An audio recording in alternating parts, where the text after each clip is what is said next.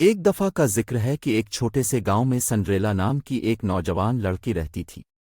وہ مہربان، نرم مزاج اور خوابوں سے بھرا دل رکھتی تھی۔ بدقسمتی سے اس کی زندگی گلیمرس سے دور تھی۔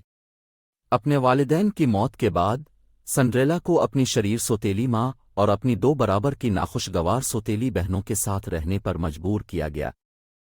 سنڈریلا کی سوتیلی ماں اور سوتیلی بہنوں نے اس کے ساتھ برا سلوک کیا اور اسے گھر کے تمام کام اور معمولی کام کرنے پر مجبور کیا۔ اپنے حالات کے باوجود سنڈریلا پر امید رہی اور اسے اپنے خوابوں میں ہمیشہ سکون ملتا ہے۔ وہ اکثر کھڑکی سے باہر دیکھتی، ایک ایسی زندگی کا تصور کرتی جہاں وہ اپنے سوتیلے خاندان کے چنگل سے آزاد ہو جاتی۔ ایک دن بادشاہ نے محل میں ایک عظیم الشان پارٹی کا اہتمام کرنے کا فیصلہ کیا، جس میں مملکت کی تمام نوجوان خواتین کو مدعو کیا گیا۔ سنڈریلا کی سوتیلی بہنیں شاہی تقریب میں شرکت کے موقع پر بہت پرجوش تھیں، لیکن انہوں نے سنڈریلا کو تانے دینے اور اس کی تذلیل کرنے کو یقینی بنایا اور اسے بتایا کہ وہ جانے کے لائق نہیں ہے۔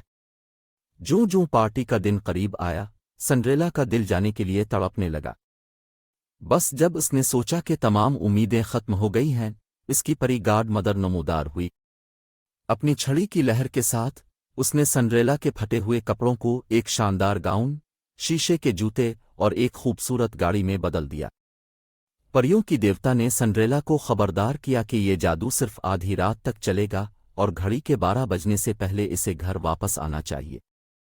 تشکر سے مغلوب ہو کر سنڈریلا نے گاڑی میں قدم رکھا اور شاہی پارٹی میں جانے کا راستہ بنایا۔ سنڈریلا جب محل میں پہنچی تو اس نے اپنی خوبصورتی اور کرامت سے سب کو اپنے سحر میں جکڑ لیا۔ شہزادہ خود بھی اس سے نظریں نہیں ہٹا سکتا تھا۔ انہوں نے رات دور رقص کیا اور سنڈریلا کو ایسا لگا جیسے وہ خواب میں رہ رہی ہو۔ اچانک آدھی رات کو گھڑی بجنے لگی اور سنڈریلا کو اپنی پریوں کی گاڈ مدر کی وارننگ یاد آ گئی۔ وہ اپنے شیشے کا ایک جوتا پیچھے چھوڑ کر محل سے باہر نکل گئی۔ اپنی جلد بازی میں اس نے محسوس نہیں کیا کہ شہزادہ اس کا پیچھا کر رہا تھا، شدت سے یہ جاننے کی کوشش کر رہا تھا کہ وہ کون ہے۔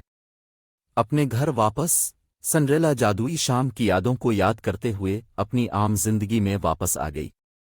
شہزادہ اپنی سچی محبت کو تلاش کرنے کے لیے پرعزم گھر گھر گیا، ہر نوجوان عورت کو پیچھے چھوڑے ہوئے شیشے کے جوتے کو آزمانے کو کہا۔ جب شہزادہ سنڈریلا کے گھر پہنچا تو اس کی سوتیلی بہنوں نے بے تابی سے اپنے پاؤں جوتے میں فٹ کرنے کی کوشش کی لیکن ناکام رہے۔ پھر سنڈریلا کی سوتیلی ماں نے سنڈریلا کو جوتا پہننے سے روکنے کی کوشش کی، تاہم کچھ محافظوں کی مدد سے وہ سنڈریلا کو ڈھونڈتے ہیں اور شہزادے کو پیش کرتے ہیں۔ شیشے کا جوتا بالکل فٹ بیٹھا تھا اور شہزادے نے اسے پارٹی کی پراسرار لڑکی کے طور پر پہچان لیا۔ بہت خوش ہو کر شہزادے نے اس کے ساتھ شادی کی خواہش ظاہر کی تو اس نے اس کی شادی کی تجویز قبول کر لی اور اس کے بعد دونوں نے شادی کی اور خوشگوار زندگی گزاری۔ سنڈریلا کی مہربانی، اندرونی طاقت اور اٹل امید نے بالآخر اسے اس کی پریوں کی کہانی کے خاتمے تک پہنچایا، جس نے یہ ثابت کیا کہ خواب انتہائی مشکل حالات میں بھی سچ ہو سکتے ہیں۔